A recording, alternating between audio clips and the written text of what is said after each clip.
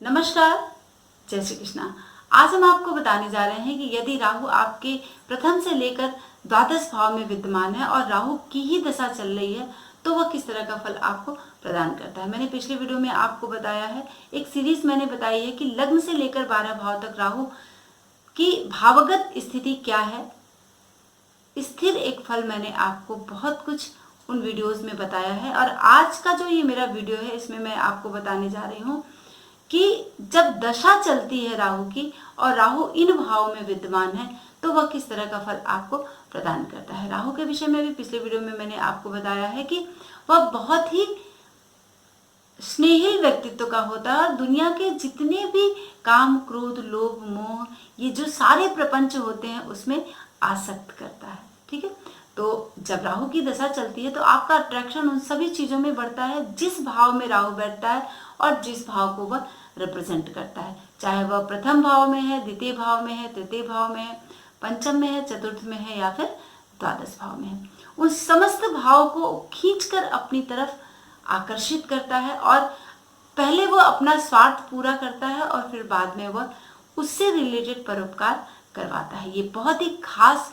Quality है राहु की। इस विषय की जानकारी सबसे पहले आप छोटे में समझ लें, उसके बाद हम आगे बढ़ते हैं और बताते हैं कि जब प्रथम भाव में राहु होता है यानी आपके लग्न में, यदि आपके लग्न में राहु विद्यमान है तो वह किस तरह का फल आपको जब दशा चलेगी राहु की तो वह प्रदान करेगा।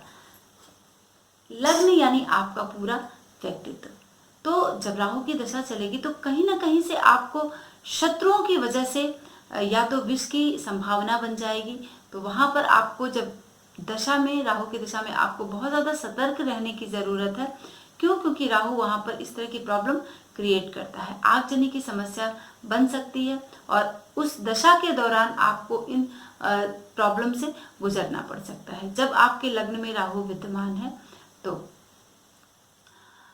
सबसे पहले राहु लग्न में बैठकर आपकी बुद्धि को क्या करता है? भ्रमित कर देता है। यानी जिसको हम कहते हैं कि बिल्कुल आपका दिमाग काम नहीं कर रहा है और फटाक से हम कह देते हैं अरे यार बुद्धिहीन हो क्या, कि तुम्हारा दिमाग ही नहीं काम कर रहा है, और इस तरह की प्रॉब्लम आपको झेलनी पड़ जाती है। कुछ डिसीजन इस तरह के आप ले लेंगे जब राहु लग्न में आपके बैठा होगा और उसी की दशा चल रही होगी। तो हो सकता है कि आप किसी जानवर के कांटेक्ट में आ जाएं और उससे संबंधित विष आपको आपके शरीर में, आपका शरीर जो है वह प्रभावित हो जाए, या फिर कोई इंजेक्शन का इन्फेक्शन हो जाए, किसी दवा का इन्फेक्शन हो जाए। मतलब विष की समस्या आपके जीवन में आनी है जब राहु की महादशा चल रही होगी।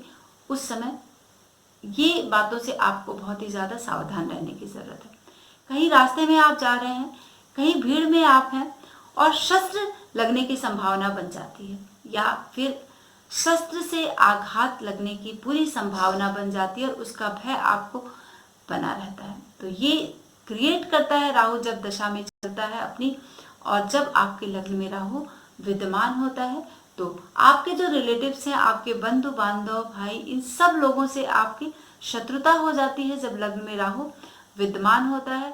और निश्चित तौर पर अपनी महादशा में वह आपको पराजय प्रदान करेगा और इन समस्त बातों से कहीं ना कहीं आपको कष्ट प्राप्त होगा।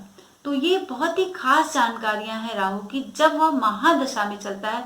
तो यदि आपके जन्मपत्री में महादशा में राहु चल रहा है तो फटाफट आप खोलें और देखें कि क्या सच में लग्न में राहु आपके बैठा है।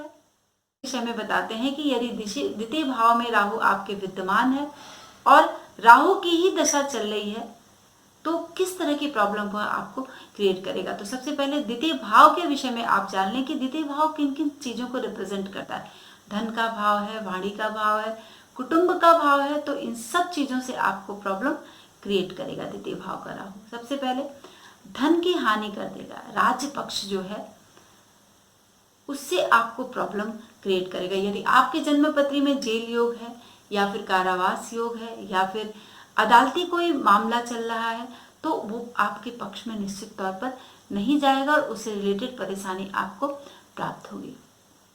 यदि आप नौकरी पेशे में हैं या फिर राजनीति में हैं तो निश्चित तौर पर गवर्नमेंट से आपको प्रॉब्लम क्रिएट होगी और उससे संबंधित समस्या आपके जीवन में आएगी और द्वितीय भाव का राहु इस तरह की चीजें क्रिएट करेगा।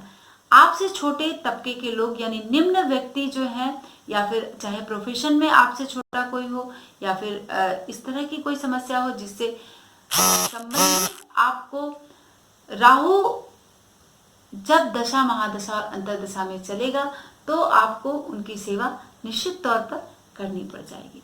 तो इस तरह की प्रॉब्लम आपको राहु जब द्वितीय भाव में विद्यमान होता है तो क्रिएट करता है। बहुत ज्यादा भाग दौड़ कराता है, बहुत परेशानियों से दो चार कराता है द्वितीय भाव का राहु। तो आपको जो प्रॉपर भोजन मिलना चाहिए वो भोजन आपको नहीं मिल पाता है। तो अच्छे भोजन की सुविधा नहीं मिल पाती है, अच्छा भोजन नहीं मिल पाता है जब द्वितीय भाव का राहु आपके महादशा में चल रहा होता है और आप उस दौर से गुजर रहे होते हैं। तो आप देख लें कि कहीं आपका राहु द्वितीय भाव में तो नहीं है और उसी की दशा तो नहीं चल रही, या फिर अगर दशा बीत गई है तो भी आप चेक करें कि क्या इस तरह की संभावनाएं या इस तरह की प्रॉब्लम आई थी राहु की दिशा में, या फिर अगर राहु की दशा आने वाली है तो आप थोड़ा सा अलर्ट हो जाए राहु की दिशा में। ठीक है, आपके मन में बहुत सारी चिंता, क्रोध, इन सब तरह की संभावनाएं बनेंगी और क्योंकि परिवार का वो भाव है तो कुटुंब में निश्चित तौर पर क्रोध की वजह से कलह उत्पन्न होगा। अब चलते हैं तृतीय भाव की तरफ। यदि तृतीय भाव में यदि आपके राहु विद्यमान है तो वह किस तरह का फल आपको प्रदान करेगा। तो सबसे पहले तृतीय भाव में यदि राहु आपके विद्यमान है और राहु की ही दशा चल रही है आपकी महादशा, तो संतान पक्ष से आपको दिक्कत हो सकती है, आपके संतान पक्ष को दिक्कत हो सकती है और स्त्री, धन और भाई, इन सब से आपको क्या होगा, लाभ प्राप्त होगा। आपकी पत्नी पक्ष, यदि आप पुरुष हैं तो स्त्री पक्ष से, स्त्री हैं तो पुरुष के पक्ष से आपको बहुत ज्यादा लाभ राहु यहाँ पर प्रदान करेगा। लेकिन संतान को लेकर थोड़ा सा आपको लिटिल बिट थोड़ी चिंता देगा, लेकिन बाकी मामलों में बहुत ही शुभ करेगा तृतीय भाव का जो राहु है। छोटे भाई बहन का भाव है तृतीय भाव और वहां से संबंधित सुख आपको बहुत ही प्रदान करेगा जब राहु अपनी दशा महादशा और अंतर्दशा में चल रहा होगा और आपके तृतीय भाव में राहु विद्यमान होगा। तो और एक बात बहुत ध्यान रखने की जरूरत है, यदि राहु आपके तृतीय भाव में है तो निश्चित तौर पर अपनी दशा महादशा में आपको विदेश यात्रा करवाएगा। तो जल्दी जल्दी से वीजा बनवा लें। यदि आपके तृतीय भाव में राहु विद्यमान है और उसी की दशा चल रही है या फिर आने वाली है तो आपको विदेश गमन निश्चित तौर पर करवाएगा और आपको जाना ही पड़ेगा विदेश, चाहे आप घूमने के लिए जाएं, चाहे आप नौकरी के लिए जाएं, या फिर कोई और कंडीशन क्रिएट हो जिसकी वजह से आपको विदेश